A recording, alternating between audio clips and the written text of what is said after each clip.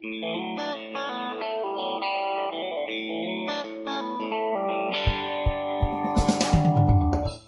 want to share today some concepts with you and open discussion for some of the things that we are working on in the area solutions team of BI.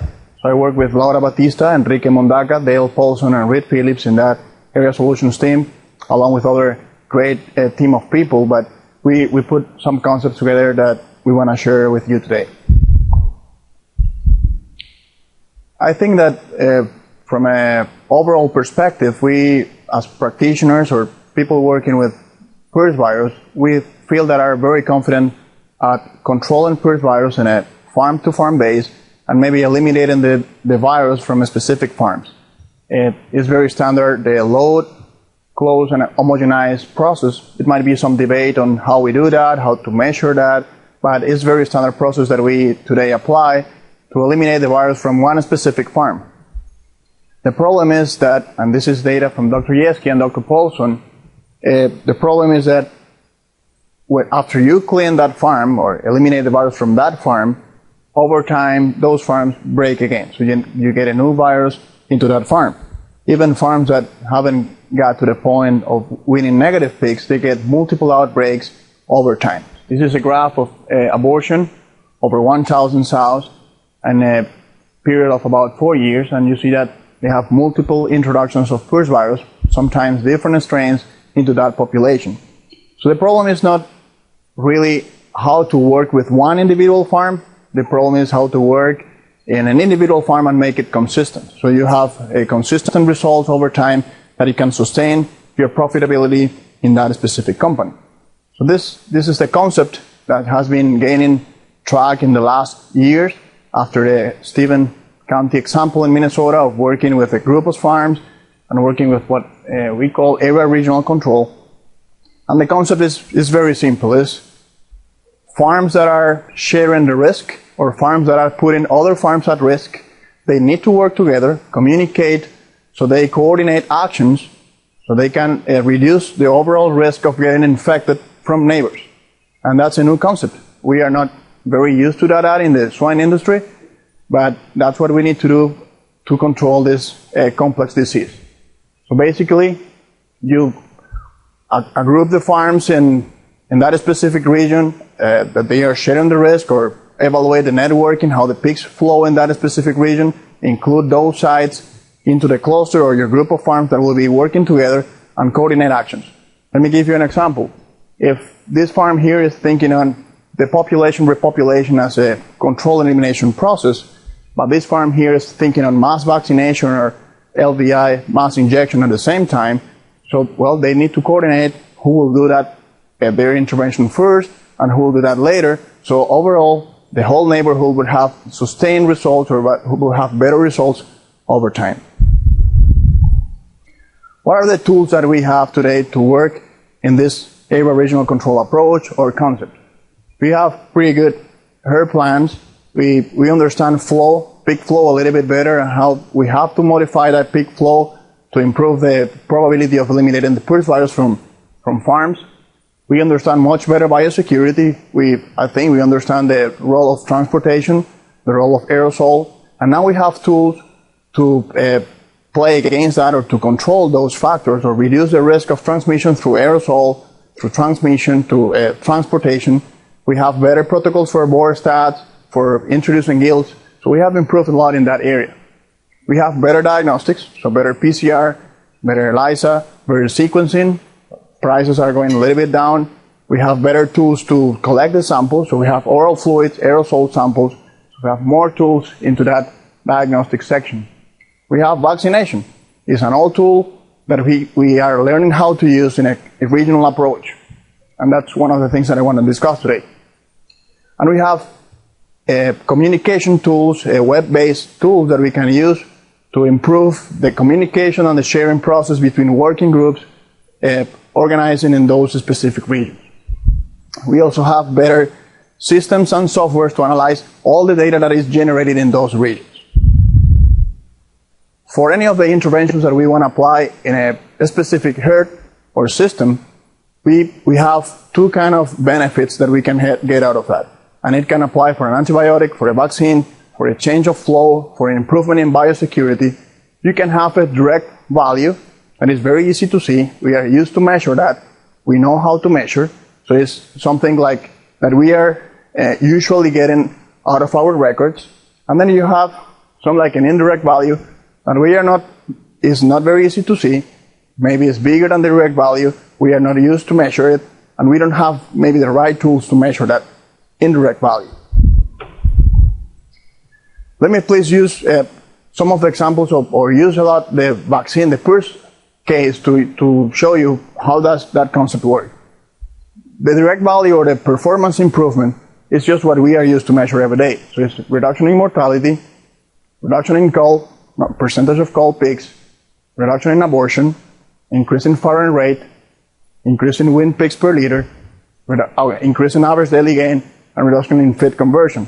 So those things, most of the systems have records or protocols in place to get all that information. That is the direct value. That's when we apply vaccine or antibiotic, we expect that these parameters will improve with that intervention that we are applying to that farm or that system. We have some examples here. This is also data from Dr. Paulson that with a lot of people that were able to get this data. So you can see that the proportion of pigs market from that system after the intervention, in this case was mass vaccination or use of PRRS vaccine in that system, improved after that intervention. So that's a direct value out of that specific intervention. In this case, it's average daily gain on the same time, on the same system, another parameter. You can see the improve in average daily gain in that specific system. So nothing new here. So that's what we are used to measure. This is another example of Dr. Sprunk data and his system.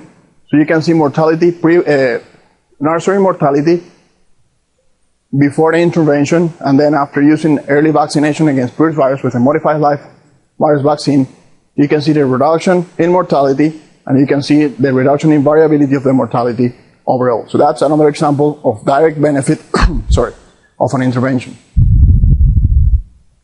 Let's talk a little bit about the indirect value of that specific intervention. Thanks. For the PRRS example, and that could apply for mycoplasma, for influenza, for other diseases, we just have to understand a little bit better about those diseases. But for the PRRS example, what we are referring to when we speak about the indirect value is the virus exposure or the risk reduction in that specific population. And there are three parameters that we are concentrating on. The first one is the reduction of wild-type virus in that specific population. And a population could be a barn, a farm, or a big system, or even a region.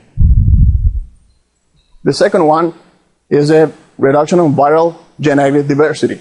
So the first one was how much virus you have, the amount of virus that could be measured by viremia, shedding, like detected in oral fluids or detected in aerosol. The second one is the diversity of those viruses that are in that population. So how many different genotypes you can detect in that sample. And then the last one is the appearance of new strains or new isolates of PRRS virus in that specific population over time. So how many new isolates we get into that population after we apply that intervention. Let me show you a few examples. This is a study Dr. Halbert did, part of his information, and you can see the percentage of PCR positive pigs after challenge over time, so 7 days and 14 days after the inoculation. The red bar are non-vaccinated pigs, so controls, and the green bar are vaccinated pigs. You can see that 7 days or 14 days after vaccination, the proportion of PCR positive pigs in serum, so viremic pigs, is much lower in vaccinated groups than in non-vaccinated groups. On those same animals, he also compared the viral load, so the amount of virus that was present in the serum. And you can also see a significant reduction in the amount of virus that was present in the serum of vaccinated pigs compared to non-vaccinated pigs. We can say that this is completely related to indirect value, but this is a measurement or an indication that if those pigs are having less virus in their blood, they could shed less virus. So that's the next slide I want to show. This is a big system with a lot of finishing sites, and they decide to go and do vaccination in the finishing pigs. So this is the proportion of virus-specific isolate in that system. So you have, in the first period, we have 5 different viruses. The yellow one is a vaccine virus, MLV vaccine. Virus A, B, C, and D. You can see that the proportion of the viruses at the beginning dramatically change over time. So in a period of about 2 years, you can see that the vaccine virus now dominates that system. One virus disappeared from that system. Another virus, the green bar, almost disappeared from that system. And these two will still remain in that system. But the overall idea is that you shrink your dendrogram, so it reduces the number of isolates that you have in that population. Other example that I want to use, I was lucky enough to work with Dr. Lee when I was doing my PhD on 2 studies that we did to compare the use of vaccine into infected populations. So those were already infected populations that we applied the concept of therapeutic vaccination. So let's go after the infection, vaccinate that population, and see what happened with the transmission of the disease and with the clinical signs. So to explain a little bit about the design without taking too much of your time, the group A were pigs that were only challenged or infected at the beginning with one virus.